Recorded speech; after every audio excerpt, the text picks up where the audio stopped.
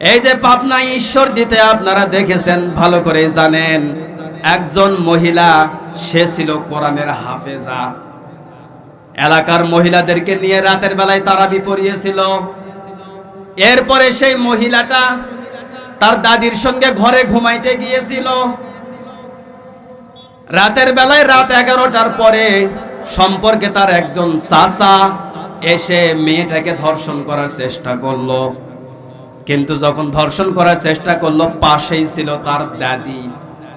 তার দাদি বাধা দিল। এই যে দাদি বাধা দিল, দাদির মাথায় এমন একটা সজোরে বাড়ি, একবারই দাদিকে ইন্তেকাল করে ফেললো।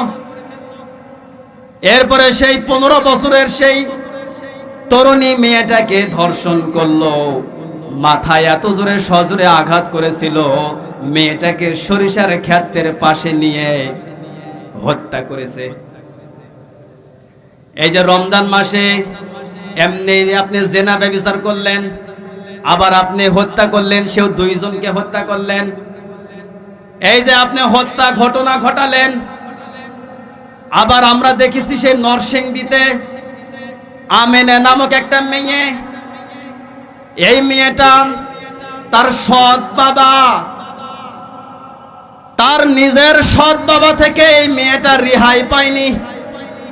নিজের সৎ বাবা তার সাথে অনৈতিক কাজে লিপ্ত হয়েছিল, আমরা দেখেছি। এরপরে ঘটনাকে ঢাকার জন্য কিছু পোলাপানের হাতে তাকে তুলে দিয়েছিল। এরপরে তাকে হত্যা করে খুন করে মানুষের জমিতে ফেলে রেখেছিল।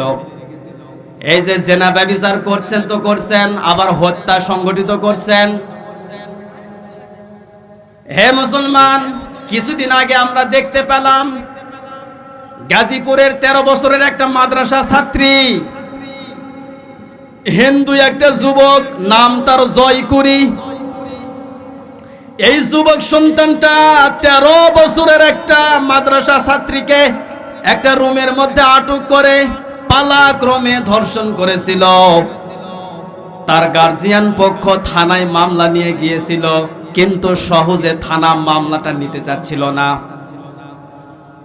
হঠাৎ করে পার্শ্ববর্তী কিছু মুসলিম ভাই আছেন, তার মধ্যে অন্যতম হলেন একজন আলেমে দ্বীন, নাম তার আতাউর রহমান বিক্রমপুরী। এই আতাউর রহমান বিক্রমপুরী কেন মামলা নিবে না? কয়েকজন মিলে থানায় গিয়ে থানায় পুলিশের উপরে চাপ সৃষ্টি করলো। এরপরে থানার পুলিশেরা তখন মামলা নিল, কিন্তু